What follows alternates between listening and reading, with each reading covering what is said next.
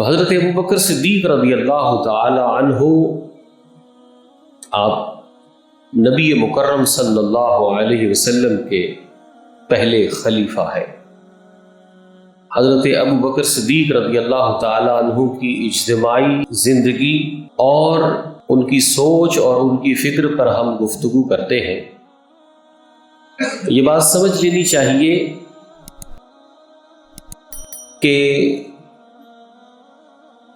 دنیا میں نبی کریم صلی اللہ علیہ وسلم کی بعثت لانے کے بعد، تشریف لانے کے بعد اور حضور علیہ السلام کے تشریف لانے سے پہلے حکومتوں کے دو طریقے رہے ہیں۔ ایک طریقہ یہ کہ جو صاحب قوت ہوتا، جس کے پاس طاقت ہوتی، پاور ہوتی، وسائل ہوتے، وہ اپنی قوت، اپنے وسائل کی بدولت جہاں جہاں تک ممکن ہوتا وہ شخص اپنا اثر و رسوخ قائم کرتا اور اتنے خطے پر اپنی حکومت کرتا، جو طریقہ اب بھی رائج ہے، جسے ہم بادشاہت کے نام سے یاد کرتے ہیں۔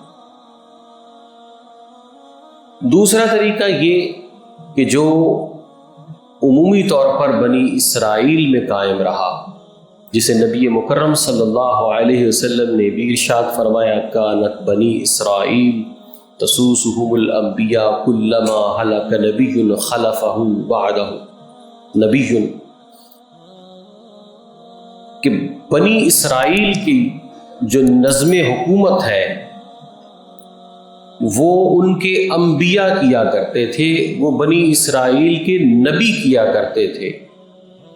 تو جب ایک نبی دنیا سے رخصت ہوتا، اللہ دوسرے نبی کو بھیجتا، وہ ان پر نظم سیاست کرتا، تسوسهم الانبیاء، یعنی ان کی سیاست کا جو نظام ہے وہ انبیاء چلاتے۔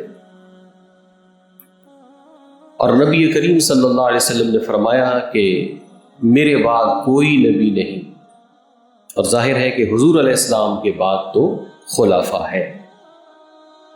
تو یہاں اس حدیث مبارکہ سے یہ بات بھی سمجھنے کی ہے کہ ہم جو عمومی طور پر یہ کہتے ہیں کہ سیاست اہل مذہب کا کام نہیں ہے، دیندار لوگوں کا کام سیاست نہیں ہے، تو نبی کریم صلی اللہ علیہ وسلم نے تو یہ فرمایا کہ بنی اسرائیل کا نظام سیاست یہ تو چلایا ہی انبیاء کرام نے ہے۔ کنہوں نے چلایا؟ انبیاء نے۔ اب ہم تعلیم و تعلم کی بات کرتے ہیں نا، کہ ٹیچنگ جو ہے یہ پیغمبری پیشہ ہے، اصلاح و ارشاد، واعظ و نصیحت یہ پیغمبری پیشہ ہے۔ لیکن سیاست کو ہم پیغمبری پیشہ کہتے ہوئے ڈر جاتے ہیں۔ سیاست کو ہم پیغمبری پیشہ نہیں کہتے، لیکن جو پیغمبری پیشہ ہے وہ پیغمبری پیشہ رہے گا، چاہے ہم کہیں یا نہ کہیں۔